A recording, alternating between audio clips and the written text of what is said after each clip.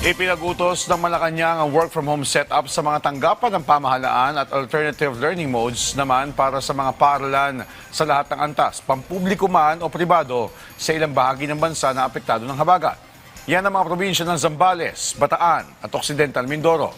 Dagdag ng Malacanang, hindi kasama sa work-from-home arrangement ang mga ahensya may kinalaman sa paghahatid ng basic at health services at iba pang serbisyo tulad ng disaster response. Samantala narito naman ang iba pang lugar na suspendido ang klase ngayong araw.